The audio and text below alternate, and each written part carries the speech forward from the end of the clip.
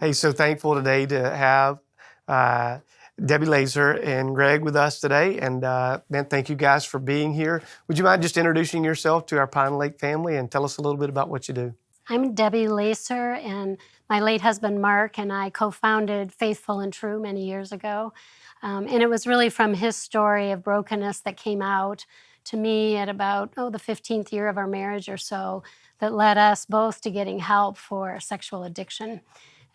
Back then, there wasn't so much help, actually, and he was led to the inpatient treatment center that Dr. Patrick Carnes formed in the Minneapolis area, And from there, we both were led to a lot of great counseling groups, couples work, and we believe today that that's really what was preparing us to perhaps be better servants of the Lord, helping people that were facing the same struggles. Yeah, he's redeemed your pain. He has redeemed our pain, and that is definitely a theme that we carry everywhere we go. The hope we have is that life has been so great with one another. I still miss him terribly.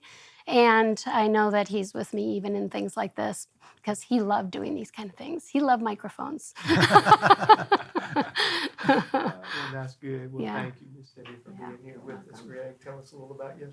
I've been with Faithful and True about 15 years as the director of the men's workshop. And like Mark, I also have my own story of addiction. I was on staff at a church 18 years ago, and I was exposed. People found out about what was going on that I was trying to keep a secret. And in that, I got fired, and that created the space I needed to really engage my own journey of healing and recovery. And instead of just learning about it and talking about it, to be open and vulnerable so that I could experience it. And that really was transformative for me. And so do you do counseling as well, lead men's workshop? I do. I work as a pastoral counselor. I'm not a licensed therapist, and I work with individual men as well as groups using technology and Zoom. And then once a month, we do a men's workshop. And so I go to Minneapolis. My wife and I live in Chicago. So I make that trip every month, and it's a 3-day intensive experience where we really, for 3 days, just want to focus on what might be helpful to propel a man forward. And one of the images I use is I could work on my bathroom once a week for an hour, and I will make progress, but eventually I'll get discouraged and the progress may not be as quickly as I'd like. Or I can set an entire weekend aside and say, all I'm going to do is work on my bathroom. I'm not going to finish, but I'm going to have more hope that it can be finished, and I also have more understanding of what's next. So the 3 days are just an intense way to focus on something that somebody may have been struggling with their entire life. Yeah, awesome. And I know that we've had several friends who have been there, and I'm thankful for the help that you guys have been able to give to them, and really, in a lot of ways, just give them a running head start in their own journeys of recovery. And so very, very thankful for that. Y'all know we're talking today about this issue of pornography, right? So can we talk about that? And it's something that in the church, I think for so long, we've kind of kept on the hush hush, on the down low. Don't talk about that. And yet it's been such a, I don't know, cancer, pariah, I don't know the right word to use, but it's there, right? It's there. The goal today is not to blow people up, not to blow their worlds up in a wrong way, but it really is to give hope. And so thank you both for being here for that. We've been looking at the scripture. Specifically what Jesus said, and then some words of Paul. And Jesus said in Matthew's Gospel, chapter 5, you've heard it said, don't commit adultery, but I say to you, if you've lusted in your heart for another person, you've already committed adultery in your heart. That word lust in Greek is actually desire. Now, you guys have written a little bit about desire, Miss Debbie. Can you talk to me about the goodness of desire and how sometimes maybe desire can get broken or met in unhealthy ways, and specifically with regard to this issue of pornography? Well, Mark and I did write a book called The 7 Desires, and in there we have described 7 different desires. Thought about adding an 8th one, but 7 desires that we believe we all have, men and women. And while some people talk about men and women being so different, what we've experienced working with couples through many years is that they're really at a soul level very much the same. We all desire to be heard and understood, and we all desire to be affirmed for the things we're doing well and to be loved unconditionally. and to feel safe in our life here and to be touched in healthy ways, and to be included and chosen. What happens, I think, when it goes awry is that when we marry somebody, our belief is that we rather unknowingly, unconsciously hand them a little list of the desires, especially those that we haven't had met very well in our life. And I think our hope is that we've now met someone who can fill all those desires every day, all day. The unfortunate thing is that's not possible. And, in a way, He's not that dumb that He would let an individual give somebody everything they needed, because He desires for us to come to Him and depend on Him for the desires of our heart. So what we are trying to work on is to shift that. Where do you look for desires? And of course, you're going to be living without them at some times, and that will get disappointing. And if you're not careful, you will start looking for ways to fill those desires in unhealthy ways. That's where pornography can come in, because it's one of those ways we can fill a desire. So helping couples to know that their spouse can deliver some of these desires some of the time. They certainly want to look to God for the desires of their heart, and He may use any number of other healthy ways to deliver some of those to our lives as well. And I think I've learned that more than ever as I'm living life out now as a widow. I don't have that lovely Mark who was able to serve me a lot of those desires, and getting those met in other really joyful, amazing ways is one of the ways I'm seeing God work in my life. Yeah. So what would be, even as a single woman now, what are some of the legitimate sources, because that's part of what you teach in the book? What are some of the legitimate sources for you to get your really God-given desires met, even now? And speaking to single people, at Pinelake, or folks who either have never been married or are now widowed or widowers now, what are some legitimate sources? Well, practical. I'm a really practical person. I don't know if you knew that, but I am. I was thinking the other day, as I just rescued a kitty, and he's pretty wild and crazy, but he does sit on my lap and he loves to snuggle at night. And I was thinking as I was petting him, this is definitely one of those desires to have touch in a non-sexual, healthy, physical way in life. Just my animals that are around me. Sometimes I get a pedicure or something, and I feel the same way about that. When I give my friends hugs, when I got here, someone said, in Mississippi, we hug. And I said, yeah, I really like that. And part of that is just the lovely touch that you get from hugging people and being close to them that way in a healthy way. Sometimes I might feel lonely and not included in much because so much of the world is couples. And yet, if I'm intentional about it, I can invite people to go out to dinner with me. I can invite them over to my house. I need to often speak up for things because sometimes people don't think about it. They have their own plans, but I can also work at including myself in things so that I don't feel so alone. Every desire has ways that we can watch how God uses people or certain circumstances to deliver us desires. And I think being open to watch how He's doing that is one of the great things that is actually coming from my life, from being single, and I have more time alone and more quiet, and therefore I think I see Him working a lot more so than I ever did before. That's so beautiful. Thank you. Thank you for sharing that and being vulnerable just to share a little bit of your story. Yeah. For sure. When you get over to what Paul teaches in Thessalonians, he says, this is God's desire. It's God's will for you, your sanctification. Greg, could you talk a little bit about having a bigger view of our sexuality than just the physical act? Yeah.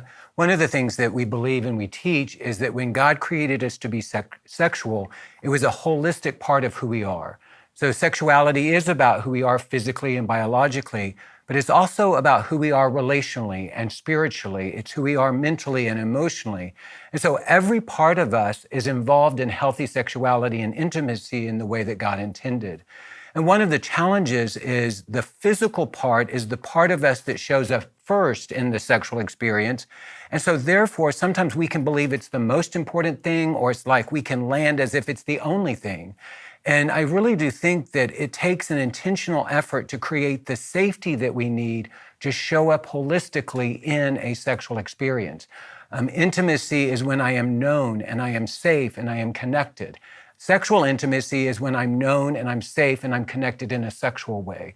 And that involves all parts of who I am. And that's, you kind of mentioned the danger of pornography. The significant danger is that it limits the reality of God's truth about sexuality. It reinforces over and over again that message that sex is just a physical or biological experience.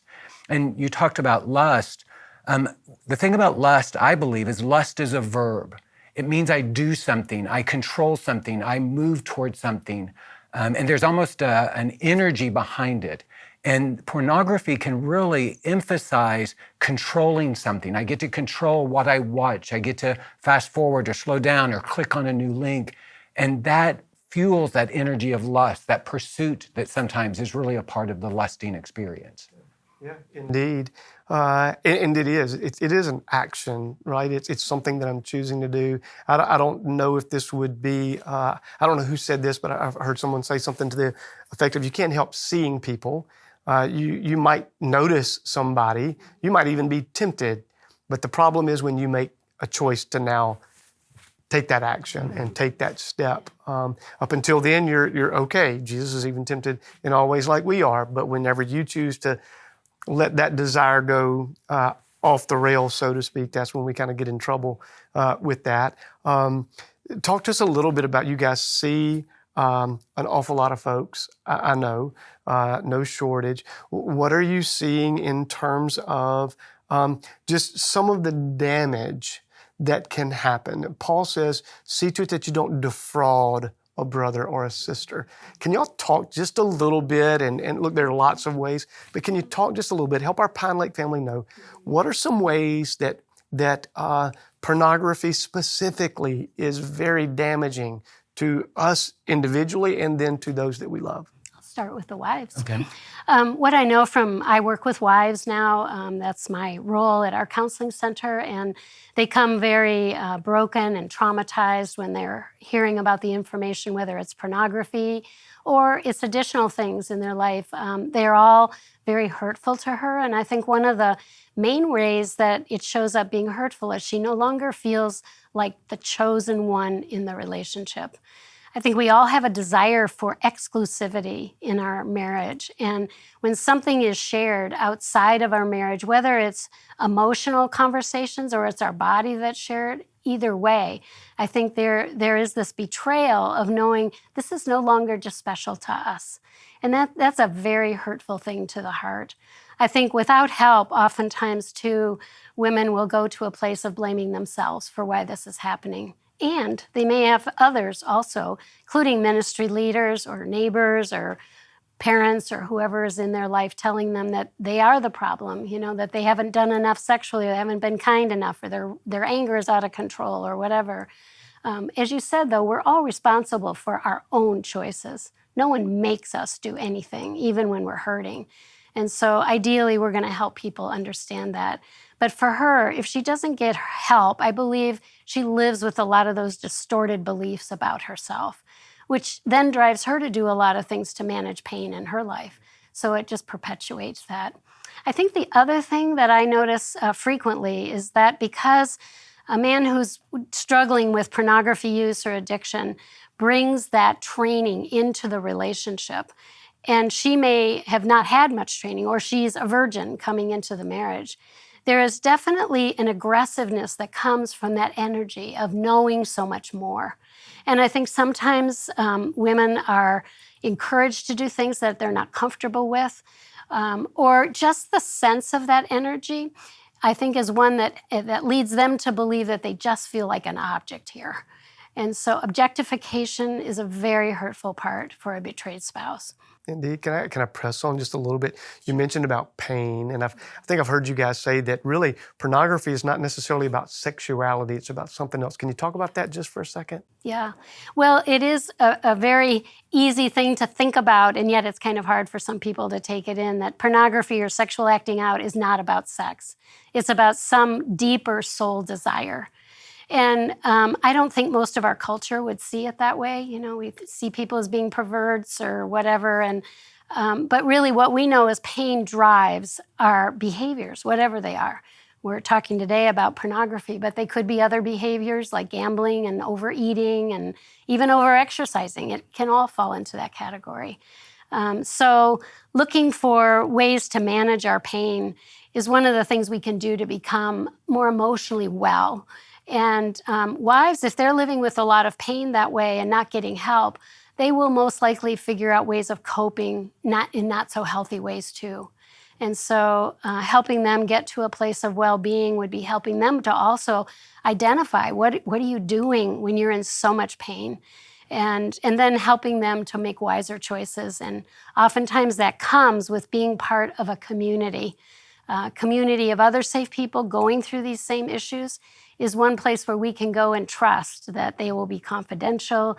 They have some experience with making different decisions. They're probably our best bet for getting some counsel at that time aside from their individual counseling. Beautiful. Yeah. And I want us to come back and talk more about community in just a moment for sure, because you're right. That's where the pain comes in isolation. A lot of times healing comes in community. Greg, what about you? How would you say, some of the damage that's caused? Well, I would definitely say that there is pain, chaos, injury that occurs when I'm exposed to it. That one of the things that we know that exposure to pornography increases our shame, and shame sends us into isolation. And also what's true is, I mentioned this, but it just distorts the reality of God's intention around sexuality. So it's as if I'm being given misinformation and I'm taking it in as if it is reality, and then I'm bringing it to my relationships, and then that creates chaos in those relationships. But for the men and women who are single that may be engaged in pornography, it's recognizing that each time I go, it's a numbing factor. We often refer to this as like a drug, and I take that drug to be numbed. And the more numb I am, then the more I'm not present in my own life. I'm not experiencing it in the way that God intended. Plus, the shame that I may feel about the fact that I'm doing it sends me into isolation. Something else about pornography is it is based upon fantasy. I often say that all fantasies are a rescue fantasy. We want to be rescued from something, and we want to be rescued to something. Well, as long as I'm in a fantasy world, I'm not dealing with the reality of what it is that I need to address. So whatever the need is, it's not being met. In fact, it's getting worse. And because of that, I go back to it over and over again, thinking it's going to satisfy me, and it's not. So I think it distorts my understanding of sexuality. It impacts the way I do relationships. It changes the way I view myself and what I believe about my own self and my own sexuality. And so for those people who would say, really, I'm not hurting anyone, and that I do believe is one of the lies I hear pretty consistently from the men who come to the workshop. Because as soon as I can believe I'm not hurting anybody, I'm giving myself permission to do it. One other thing that I think we need to acknowledge is the industry itself many times employs or forces people into doing things that is beyond their control or their desire. And we do know that human trafficking is associated with much of the sexual industry, whether it's in massage parlors or strip clubs or whatever it may be, as well as in films themselves. And so to say I'm not hurting anybody is actually not paying attention to the person on the other side of the screen that may be forced to participate in something or may actually have to take narcotics to numb themselves in order to be a part of it. Mm-hmm. And so I think living in that reality, and for someone who is struggling, I don't say that to shame anyone, but again, it's an invitation to kind of live in the truth of this is what is true and I want to live differently. One other thing is, if pornography is based upon an illusion or a lie, that lie will always hold me hostage. We believe lies create bondage, truth creates freedom. And living in the truth of who God created me to be, living in relationships the way God intended, expressing sexual intimacy in the way that God desires, that's going to bring the freedom that God created me for. I just thought of one other thing I'd like to add. Sure.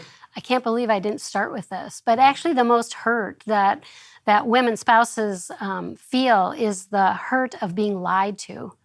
And so if they haven't known that their husband has been watching pornography for many, many years, sometimes their whole marriage, and then they find out about it later, it's actually having been lied to that creates even more pain than the fact that he's doing what he's doing. And the reason that is so is because it's so foundational to our building trust with someone. When they're not telling us the truth over something like this, perhaps, then we also start wondering, is he not telling me the truth about when he went on that business trip? And did he really? Or was he someplace else? And so our whole world gets turned upside down because there's nothing we can trust in it. And so that takes a long while to rebuild trust. It is possible. But the lying part of it and a commitment on someone who wants to work on this, to be brutally honest in the marriage, is going to be, again, a very important foundational piece to growing the marriage and trust. Beautiful. What about, even a person turns to pornography, and maybe they think it's a substitute for their sexual experience, or in some ways it's going to enhance their sexual experience. Can you speak to that? Maybe, Greg, for you to speak to that.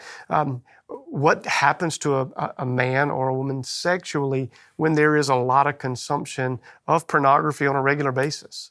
Well, part of the reality is that God created us sexually, and part of that is the neurochemistry of sexuality. What makes it exciting is the adrenaline. What creates connection is the oxytocin, the dopamine, the comfort. All of that is a part of that. Well, because of neuroplasticity, my brain adjusts to whatever I put into it. So what was once exciting eventually becomes boring, and so I need something else to enhance it. So one of the things that it does, it distorts actually what the physical aspect of sexuality is supposed to be. So I go into a sexual experience with my spouse expecting this incredible rush of adrenaline because I've trained my brain to believe that that is possible every time I turn the computer on. And it's just not realistic in the context of a sexual experience. And so what I have to do is recognize that I am creating unrealistic expectations of what sexuality can and cannot do each time I expose myself to pornography. And if I take those expectations into a relationship, it creates chaos in that relationship. I also think that part of it is, again, it so focuses on the physical. I can't tell you how many men I've talked to that talked about when they finally got married, they were just disappointed in the sexual experience, not because the experience was disappointing, but because their expectations were unrealistic. But if we understand, no, it's not just about what happens physically, but it's about that intimacy, that connection, a spiritual sense of connection and an emotional sense of connection in the context of sexuality. There's no way that pornography can portray that. And so if I'm watching pornography, it's focusing on the physical and I'm missing out on all this other part that God intends to be a part of the sexual experience. Yeah, so I would say too, we've defined healthy sexuality as the expression of our emotional and spiritual connection. And so knowing that biological sexuality for a couple is never going to create the kind of passion throughout a whole lifetime of commitment. However, if we're emotionally and spiritually connected and we're finding passion in our life and how we serve and what we do and what's important to us, then sexuality becomes the expression of that. And for most couples we work with, they've just had it backwards. They've been using sexuality to try to create emotional and spiritual intimacy. So we're going to try to reverse that and get it going in, we believe, the God-given order of things. And I think that's why one of the things that creates so much transformation in the relationship is that you can tell the difference when your sexuality comes out of that place. That's beautiful. A phrase I've heard in interviews, just sexualized intimacy. That sparks that idea in my mind. Can you explain sexualized intimacy and how that's a distorted view of what God intended? Yes. Well, more or less what we were just talking about, that intimacy for many is only created by some kind of sexuality that they have with their spouse. I think it's why we have so many affairs, frankly, because it does get old, and it can if you don't add all the other things that are there in life to share with one another. And so we just move on to another partner, assuming that's the problem. But soon that's going to get boring too, and we move on to something else. So it's a non-ending, really despairing kind of life cycle.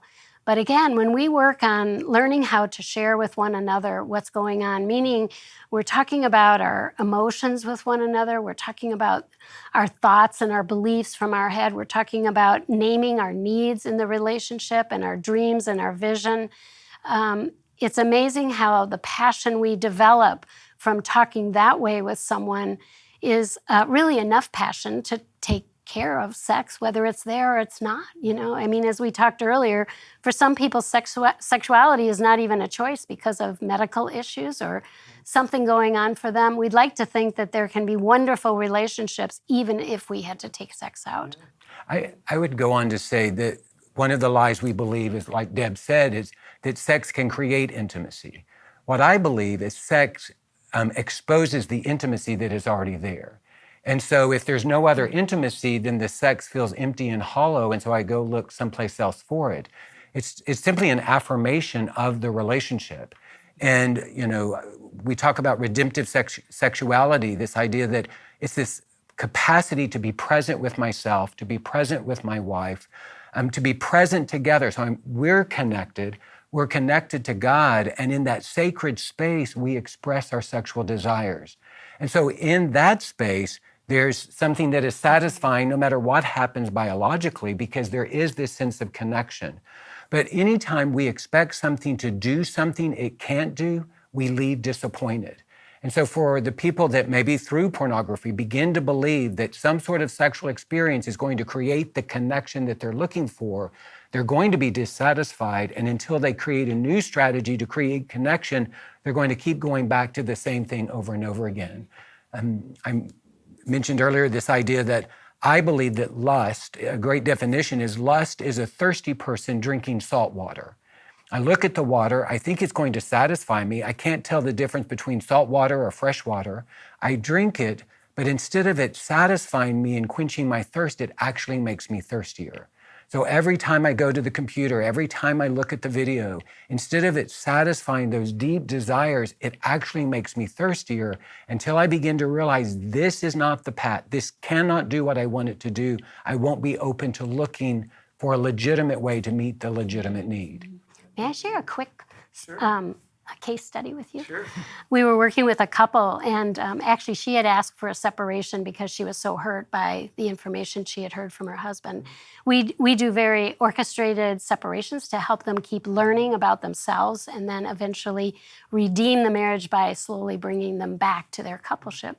So after the first month of being separated, it turns out having no sex, that doesn't sound right, but we're not to have sex during separation. They came back kind of hanging their heads, and they admitted that they had been sexual. And she said in our couple session, one of the things I learned this month about myself is that I don't think my husband and I know how to have fun if we're not sexual. Now, that's a huge thing, and it might sound like that is a soul issue, because I think we all desire to enjoy life and have fun and recreation. And rather than maybe, beating themselves up about it, we said, what if you would just accept that you've learned something from this? You can keep on working on your separation, and maybe at the end, you can work on what it means to have fun together. And that would be a great vision for the two of you. That's beautiful. Yeah. It really is. I think about a lot of this we're talking about is really the men who are acting out the women who are not. But statistically, there are a lot of women who find themselves addicted to pornography as well. Can you talk just a little bit about that, Deb? Maybe what are the on-ramps? How does that happen? And why do you think that's more becoming more prevalent, prominent, particularly among younger ladies now than ever before? Well, I think for one thing, younger people are talking more about sexuality, and we've had the internet around a lot more, and they're sharing resources for that, and it's coming up unexpectedly, as you were talking about earlier. It's true, though, that the statistics tell us that about 85-89% of men are watching pornography regularly, or at least enough that it's a problem, and about 33% of women.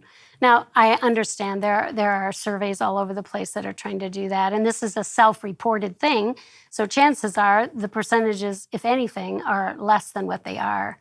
But all that to say, 1 woman to 2 men, that's a huge proportion also of women that struggle. And if our premise is true, they struggle too because they have pain in their life. Like we were saying earlier when we demonstrated, we all have pain of some kind.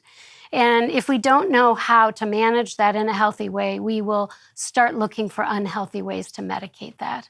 Yeah, no doubt. The enemy he's awful. His only weapons are fear and lies, right? And the fear for some people is they're going to miss out if they're not sexually active, and that's a lie, right? And then the lie that somehow this is the best way to meet those needs, and it's just a cycle of destruction, self-destruction. One thing I would say is the availability is a huge factor. That in this season of technology where it is so easily accessible, anybody can find it. So a little girl can find it, a little boy can find it. In my story, of recovery. I was 10 years old when I was first exposed to pornography. Now, this was a long time ago, and so it was the magazine that I found at a friend's house. But now it's so accessible that I could be a child looking for something else and I stumble across this. And because of that, children respond in the way that God created them to respond. And I often say when children come across something that is sexual, there are two things that happen. The first thing is they become curious about it, because God created us to be curious. In fact, curiosity is a good thing. It's the thing that results in faith. I'm curious about that I don't understand, and so I pursue it. So if you show kids bugs, they become curious about bugs. If you show them the stars, they become curious about astronomy. So it makes sense if a child is exposed to something sexual, they become curious about sexuality. And one of the mistakes a lot of people make is believing that curiosity is the same as desire.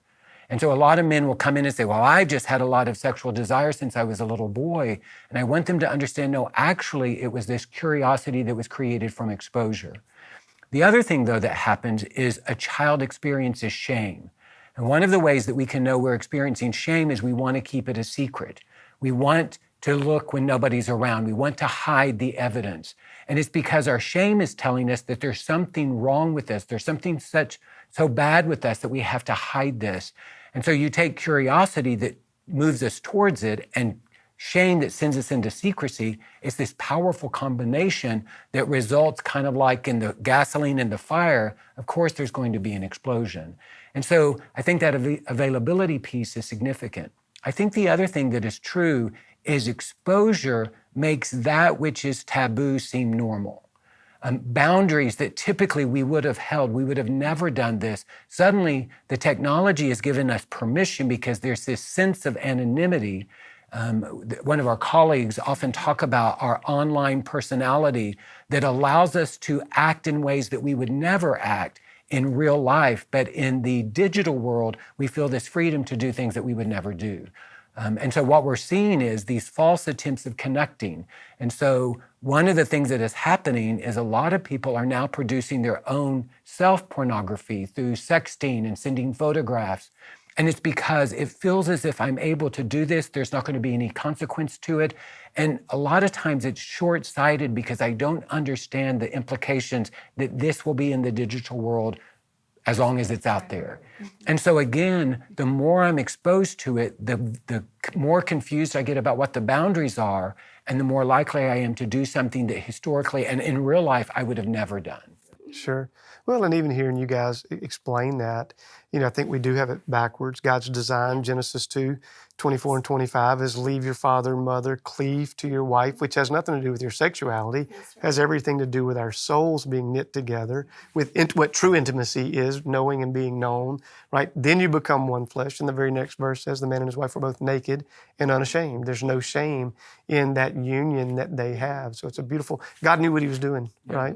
One thing I just want to say, we haven't said it, is for those who are struggling with pornography, the key is to get free from the lies and the shame that are holding you hostage.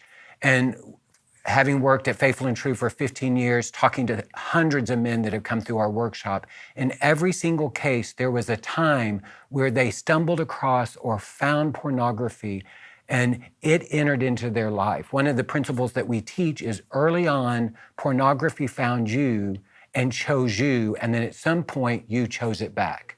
But as that little boy or that little girl who is first exposed to it, the power of neurochemistry is immediately you are drawn into it. You didn't intend to it, you weren't expecting it, but just naturally your adrenaline was released and it was exciting. You felt this sense of connection to what was going on. You were curious about it, and so it just pulls you into the experience. And so it begins in that place. The reality is then at some point we keep going back to it because we want to be rescued. When we talk about addiction is when we have a legitimate need that we're trying to meet in this illegitimate way in a repetitive pattern. And so somehow I have sexualized this legitimate need, believing that sex is going to meet the need, and I just keep doing it over and over again. Well, then recovery, and the way we talk about recovery is the journey of becoming the person that God created you to be. Well, recovery is getting that legitimate need met in a legitimate way, having the desires met, whether it's through healthy connection with other people or through my relationship with God. But what I've seen over and over again is when the legitimate need is met in a legitimate way, the power of the addiction, the energy of the addiction begins to fade. And so there's a reason why we do what we do. There's a reason why we're drawn to what we're drawn towards. And one of my phrases is, be a detective to your own life. Get curious about why you're doing what you're doing, and in the context of community, find those safe people that can help you as you begin to understand why you keep going back over and over again. It might be helpful also for the congregation to know maybe the question they're asking was, I don't think I really have an addiction to this. It's just, I've watched it for several months. I've stopped for several months. I got back into it again. It's been kind of that pattern off and on for 10 years. And what we would respond to that is one of the ways of determining how serious it is whether you can stay stopped over time. And so even there might be long lapses in that, but the staying stopped is what's important. So as you all are considering, how serious is it for you? And do you really need help to work on this? I think it's really important to, again, go for those root causes. Why did I search that out in the first place? What was it helping me heal? Was I lonely? Was I scared? Was I anxious? And this is a way that I calmed myself. There's always something that really is very dependably labeled for someone. So the why is something they can know. That's it. Mark, Greg, you just talked about community. Can we talk about community as a part of the healing process? And that's part of what you guys do. It's part of what Workshop is. But talk about community. A person sitting in Pinelake today and they're thinking, man, I'm in isolation here. Nobody knows this, or me and my friends joke about it. But for me to really come out and get well, to walk in God's blessed design, why is community and how is community so important? Can I start? Yeah. Well, the reality is, I believe we heal in community. It's in the context of being known, being safe, and being connected that I can experience healing and transformation. And one of the phrases we talk about is, to the extent that I am known is the extent that I can be loved. And so whatever it is I'm not talking about is actually defining me. The counseling center that I went to early on in my own recovery would often say, the stuff that you're not talking about the most is the stuff that defines you the most. That last 10% is what's driving your life. And so in order to get free, I have to find that place where I can be completely open and honest about what is going on in my life. And part of the key to that is safety. And we've all had an experience where we shared something and it wasn't safe, and it created more pain and chaos than healing. So we often say, I've got to be safe enough, to risk enough, to be vulnerable enough, to be transformed enough, to be willing to try it again. And so creating those boundaries, the guidelines, the community, and a lot of times it is helpful when it's focused on a particular issue. That's one of the things that the recovery community has known for years, that if I go to AA, I can talk about my alcoholism. If I go to SA, I can talk about my sex addiction. If I go to OA, I can talk about my eating. If I go to GA, I can talk about my gambling. There is a safety when I'm talking with other people that can hear and understand the chaos in my life. What's also true, though, is there must be hope. And there are a lot of groups out there that I can go and talk about it, but I feel stuck in it. And so what we want is a place where there is hope that I can be transformed, that I can change. And there are a lot of opportunities out there, and there are resources, there are workbooks that people can use to do that. But I do think it's important to recognize, in order to heal, I need community, because it's in community that I'm able to shed my shame. And shame are the lies I believe about myself and God. And I've often said that our shame is created in community and our shame is healed in community. And the other thing is, that is where we experience grace. We experience God's grace when the people who know us and know God show us grace. And so in isolation, I'm not going to be successful. And a lot of the men who come to our workshop, we often say this isn't their first rodeo. They've been dealing with it for years, but the problem is they've been trying to do it by themselves. And pride, I think, is the sin of self-sufficiency. It's to believe I don't need anybody else, and I cannot heal in isolation. We often say community is not an option. If I'm going to be transformed, if I'm going to be redeemed, if I'm going to be sanctified, it's in the context of community. So good. A part of what Paul says in in Thessalonians is that each of you would know how to possess your vessel in sanctification and honor. Can you talk to, which I think that applies to single and married folks, but can you talk to single people specifically? What does that look like for a single? We're talking about pornography, we're talking about sexuality. Okay, what does it look like for a single guy, single girl, to possess their vessel, their body, physical body, in sanctification and honor in this arena of sexuality, because we're sexual creatures, whether we're married or not? Right. What does it look like to honor your body and your sexuality? Well, the language I would use is it's about stewarding your sexuality. And stewardship occurs when I begin to understand the value of something. I often say we can't steward something we don't own. So it starts with owning. So I'm going to just own that I am a sexual person. This is part of who God created me to be. It is an amazing, good part of who God created me to be. Sexuality is not about a behavior. So I can own my sexuality without acting out in a sexual behavior. So as a single person, as someone who's not in that committed relationship, the first thing I do is just own that God created me to be a person with sexual desires. My body responds. I have the neurochemistry of sexuality. I have the biomechanics of sexuality. So I'm just going to start with, this is an amazing gift that God has given me. And what's also true is I will need to grieve that I'm not in that committed relationship. I once had a seminary professor say, wherever there's loss, there's grief. The greater the loss, the greater the grief. And sometimes we forget that grief is necessary whenever there's a loss, and good, healthy grief moves us forward. Good grief helps us to accept. So instead of denying the fact that I feel sad and there's a loss here because I don't have a partner yet, I'm able just to say, I can wait, I can be a good steward. And in those moments that I'm not always a good steward of my sexuality, maybe I do cross a boundary that I set up for myself. Maybe I engage in something that I intended not to engage. I can bring that back and experience the grace and the healing that I need in community. One of the things I do believe is, in order for me to be a good steward of my sexuality, whether I'm single or I'm married, I need to be in a community of other men or women that are doing the very same thing. They want the same thing for themselves.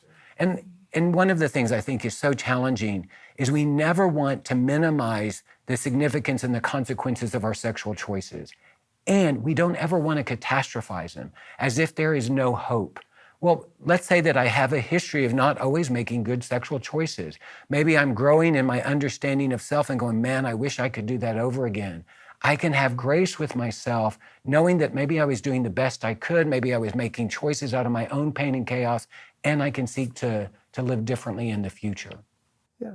Yeah. What about, I've heard you tell a story about a show you like to watch about antiques. Yes. Would you just share that? Because I think it's so beautiful, the picture of knowing the value of something, and particularly for single, for married, doesn't matter.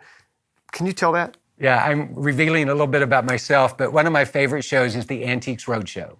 And if you're not familiar with it, it's a show where people dig around in their house, they bring it to the convention center, and all these professional appraisers appraise it and give it a value. Well, so one time I'm watching it, and I always love to be surprised by the values, and this woman brought in a bowl. It really wasn't that impressive, and she kind of set it on the table. And if you watch it enough, you get a sense, oh, this is going to be good. And so she sets it on the table, and he says, well, tell me about the bowl. Where'd you find the bowl? And she said, well, it was up in my attic. We don't think anything about it. We think it's nice. We let the dog drink out of it. And so he kind of gasped at that point. And so he took a breath and he said, well, this particular bowl was designed by the Tiffany Company. In fact, it was created by Louis Comfort Tiffany, and the value of it is $50,000. And immediately she took a step back and said, the dog just lost her bowl. Well, I love that imagery because what she understood was she wasn't using the bowl well because she didn't understand the value and she didn't understand who had created it. My guess is when she found the value and who had created it, she began to treat that bowl completely differently. And I think that that's part of the imagery here. When I understand the goodness, the beauty, the power of who I am as a sexual person and who God created me to be, I'm going to manage that completely different. I'm going to allow myself to see it as something that is sacred. And that's a word that we use a lot, is the sacredness of sexuality. There's a holiness to it, whether I'm single or I'm married. It's something that I'm going to celebrate and I'm going to be a good steward of. And I'm going to put it in a place of honor and recognize this is something that we cherish, not something that we let the dog drink out of. Yeah, you've been bought with a price. Yeah. So glorify God with your body. I would imagine that as our Pinelake folks are watching us, listening to us, some of them are squirming right now. Some of them are squirming because maybe the shame is washing over them. Maybe some of them are squirming because they can't wait to ask their spouse or their kids whenever they get in the car, what you've been up to. What would you say to that? Somebody who's going to be really anxious about, I'm going to find out about everybody in my family, or somebody who may right now be really uncomfortable because there is shame attached to their struggle in this area. Well, I would just say that, first of all, I think we could normalize it. The percentages are high of people that struggle with this particular problem, but they're also high with many other things. We all have something. And so we might want to be gentle with ourselves and say, I don't need to consider myself a bad person because I've fallen into something that's not working well for me or other people. So I think to normalize it gives yourself a break and some grace in that. And hopefully a commitment that maybe there is ways out and there are ways to help so that I don't have to live in bondage to something that I don't want to. And that's really where we come in. We want to help people know that a core belief all men carry that come to see us is sex is my most important need. When you think about it, that's really sad to think that people actually are in bondage to that core belief. And to know that they don't have to be and life can be much freer, I think is a wonderful thing for them to go after in their life. What would you say to maybe, I hate to say an overzealous spouse, because that maybe is too simple, and I don't want to be insensitive, but a spouse who's really concerned or maybe has had some clues and they really are wanting to press, is today the time? Is it on the way home in the car? Or would it be better to maybe start the conversation in a different way? Well, if the kids are in the car, for sure. We're learning, again, how to be safe in our conversations. And one of those is not to have them in places or at times when we can't do them justice. And so we'll want to choose a time, hopefully, when we can be alone and when we have significant amount of time to deal with it. So that might be something they offer one another. It's like, hey, can we take some time tonight to just go out and have dinner by ourselves? Find a sitter for the kids. The truth is we can't always control the fact that responses will be big. Your response will be what it is.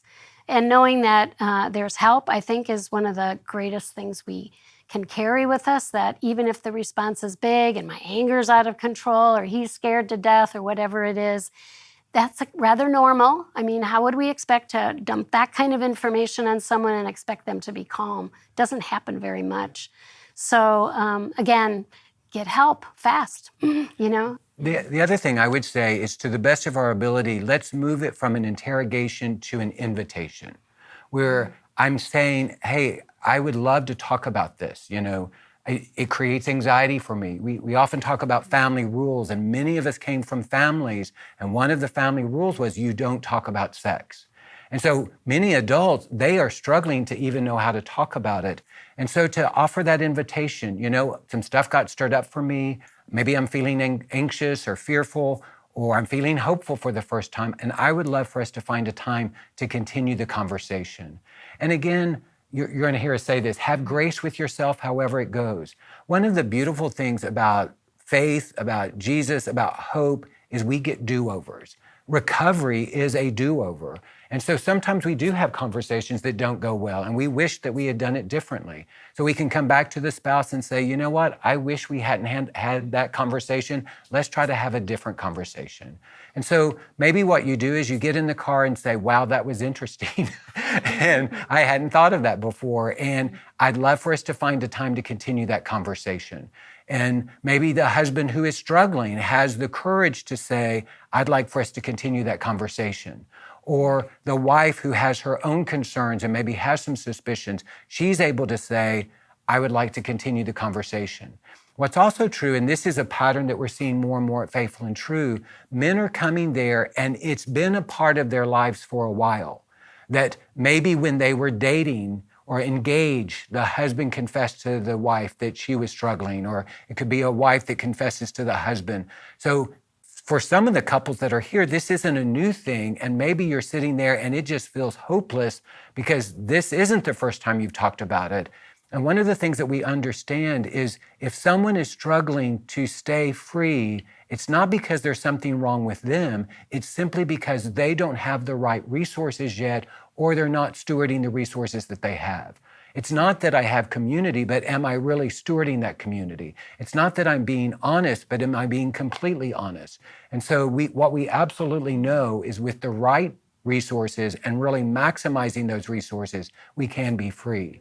And so for the couples that you get in the car and you go, oh no, not this conversation again, we would hope that you could have a new conversation that actually could have hope for both of you. I would also add that it only takes one of them to start something in movement. It's like a mobile. You know, if you yank on one piece of the mobile, everything will start moving. I think for a lot of times, wives feel like they can't do anything unless their husbands admit they have a problem, or vice versa. And that really isn't true. We have many women that come to our center, join groups of other women therapists. It helps them to define oftentimes what they might want to do next, or to learn things about the situation, or how serious is it. Sometimes it's he that comes first and she wants nothing to do with it at all. So you don't have to be exactly on the same page about this. Somebody needs to get started. Sure. And so we invite the person who really is unhappy, there's no joy, they're worried, they're scared, to be courageous and take that step to get help for themselves. One thing I would add along those lines is we mentioned the fact that we do a men's workshop. Well, we also do a wives workshop, and that happens 3 or 4 times a year.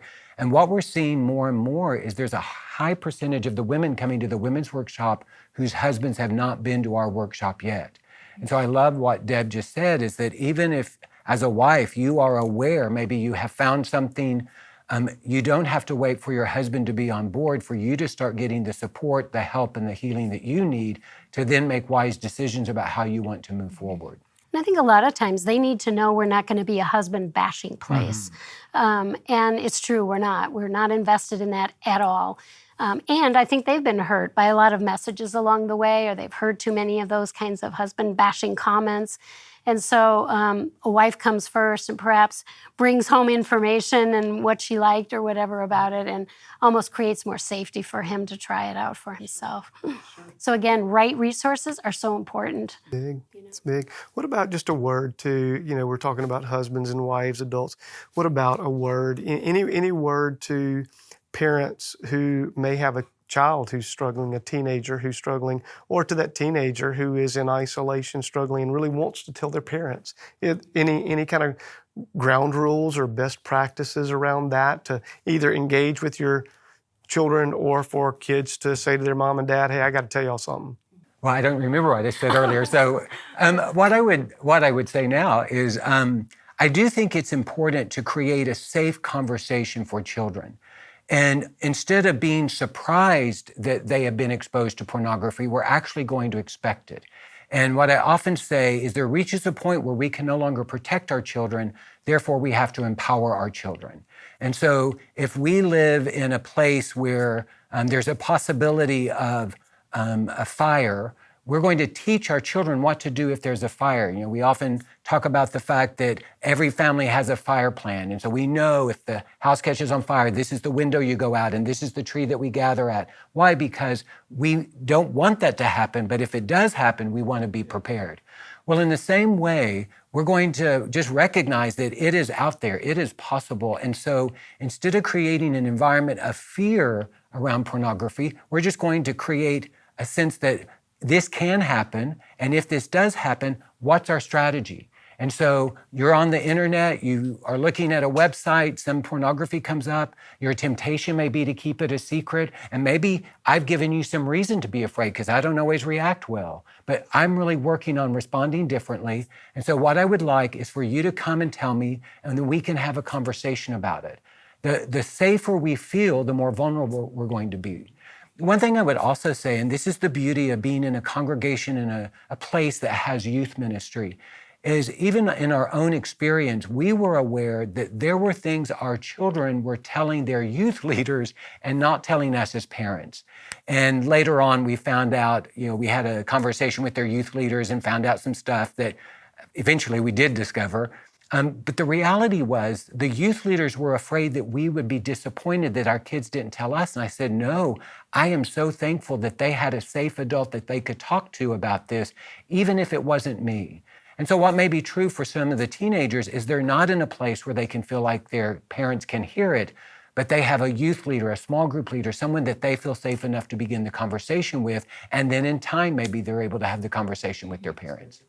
So one of the things that's most important when kids run into any kind of trauma, whether it's sexual abuse to them or bullying in school or watching pornography, is that they have a place to go and talk. And they're not going to be judged when they do so, and they're not going to be punished in any way. And I find that there are not so many homes where kids can do that. In fact, most of the people that come to us for healing talk about the fact they wish they had somebody they could have gone to. So for people to be trained and know what's great to say, to normalize it in some ways, and to point them to help if it feels like it's starting to get out of control for them. I find that a lot of the women that I work with whose husbands are addicted to sexuality, they get rather histrionic when they see one of their kids has looked at pornography. And they can jump very easily to, oh, my son, he's coming just like my husband, and they go to that place, which is not a truth, really.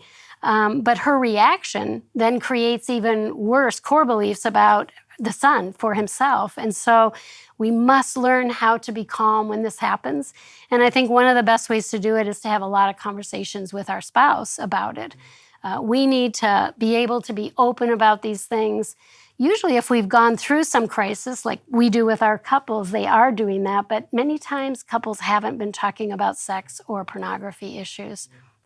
One thing that I would also say is one of the best gifts that I can give my children is my own spiritual and emotional health. And so I often say the inheritance that my kids are guaranteed to get from me is my shame. So the less shame I have, the less shame they're going to inherit. The less fear I have, the less fear they're going to inherit.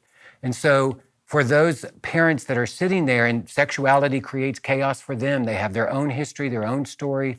One of the best things you can do is go after that for yourself and get the support that you need to address that and understand it. And to be honest about it. I often coach parents to start the conversation with, I am really uncomfortable talking to you about this, and it's so important, I'm willing to push past that uncomfortable. I want to say one thing too. We've used the word normalize. I want to make sure that people don't understand that we don't mean normalize as giving permission for.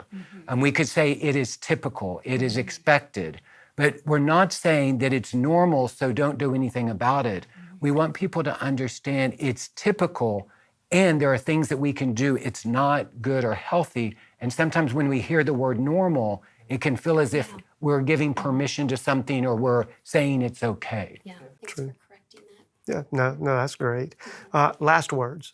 Well, you got, 60 seconds to say something to the men and women, young people of Pinelake Church around this issue of pornography and sexuality. What would you want them to hear from you, from each of you? And so you can, it doesn't matter, ladies first or however you want to do it. Well, I would say in most cases, it creates a lot of crisis in the relationship because there's something about it that does diminish the exclusivity about the relationship we're trying to develop with one another. And that crisis, I think what I'd want them to know with the right amount of resources and support can actually lead them to great growth in their life personally, relationally, spiritually. And we know that not only through our own research, but also through watching anecdotally so many of our clients that go through our center. After they've been working at these things for a while, they begin to say, women come to group and say, it's kind of weird that I'm saying this, but I never thought I would say that I actually appreciated what got me into this counseling and this group here because it's been life-changing. Now, I'm not saying I wish my husband had ever done this, but they are saying the results of it have led them to be somebody they wouldn't be. That's the hope we hold out for everyone, that this journey is really a journey of spiritual sanctification, as Greg has said earlier. And if we look at it as just a problems to solve and to stop, we'll miss the opportunity of what God has for us to grow. I think what I would summarize is that God created sex, and in God's design, it is amazing. And it takes effort and intentionality to experience it holistically. And anything that is a counterfeit, anything that is a substitute, diminishes the beauty of what God intended.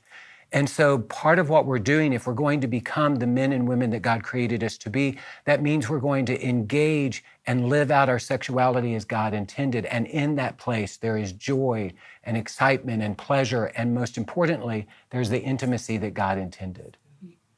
I've just discovered that my wife is looking at pornography, or my husband is looking at pornography. And of course, there's a flood of emotion that are huge.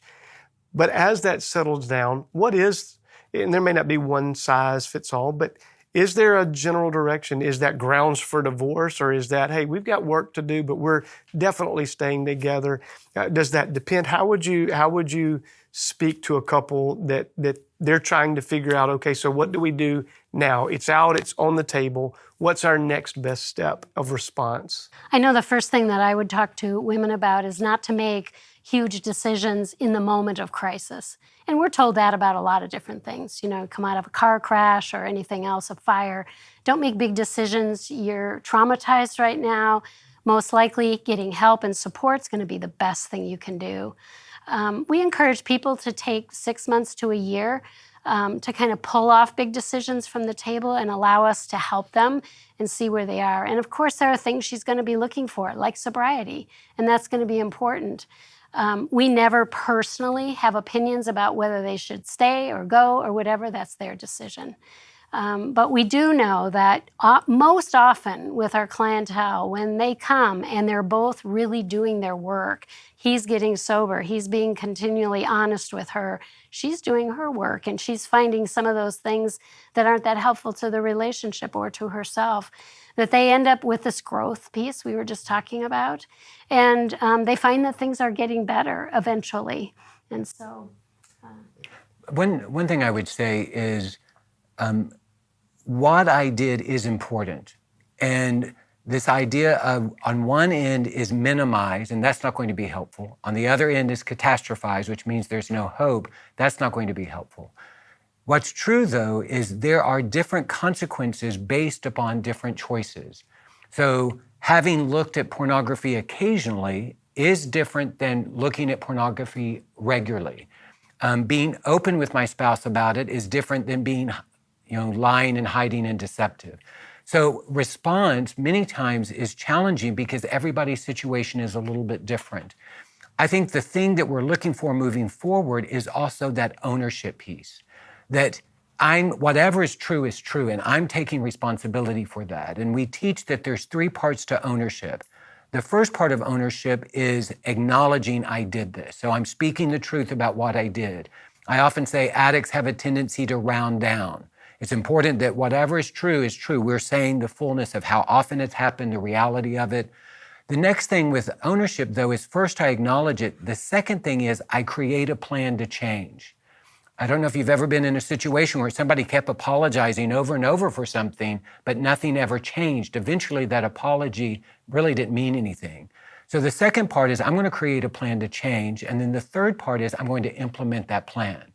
So in that season, while the spouse is observing how are we moving forward, if she is able to see that whatever has happened, the husband or the wife is really owning it, they're acknowledging it, they're taking responsibility for it, they're creating a plan to change, and they're implementing that plan, that gives her the information she needs to move forward, or he needs to move forward. Because what I've done is some of the information I need. What happens after that is more of the information that I need to make decisions about our relationship. Yeah. There's also, I've heard you say, there's a paradox. When things are hugely, this is a massive, massive issue. This is not just a little bit. I mean, this is a massive, tornado that's just hit our house. Can you speak to the paradox of recovery actually being almost greater for that? That came out of my research project, actually. with women is we weren't looking for that, but it came out of it, which was the greater pain that you have, the greater crisis in your life, abandonment, abuse, whatever, actually led to greater growth. And that is paradoxical. You wouldn't think that. You would think people that had an easier, stress-free life might grow the most. But I think it does go to the fact that what doesn't kill us, fill in the blank, we see that all over the place. And I think it's true. And I think really in many scriptural passages, God invites us into that place also. We forget about that. We will all have troubles. We're starting to be told that we should be joyful for these trials. That's kind of hard to think about. And in that, we will be grown up. So can we look for that in our life? One other thing I would address in this, we kind of see two categories of couples that come through Faithful and True. One is the couple that, for the most part, their relationship was functioning pretty well. They got along, they had some level of connection, there wasn't a lot of disruption, and pornography or sexual addiction is a part of their story. What we see is their recovery looks a little bit different because they're addressing this particular issue with some sort of background or foundation in a functioning relationship. We have another set of couples that come through, and what's true is apart from the addiction, there was a lot of pain in their relationship. There was a lot of mistrust, there was a lot of injury, there was a lot of conflict. And so in that relationship, not only do they have to heal the wounds that come from the betrayal, they also have to go after the wounds of what was in place apart from the addiction. And we see recovery and healing in both of those categories. But what is true is for that second category, where a couple we're having to deal with the betrayal and a history of injury, it takes a lot of energy and effort and commitment. For the couple that knows the good times, they're trying to reclaim some of that. They're trying to recapture some of the good things in their relationship. For the couple that all they know is hurt, they're actually having to discover, is it possible for us to have some good times? And so again, it's all information.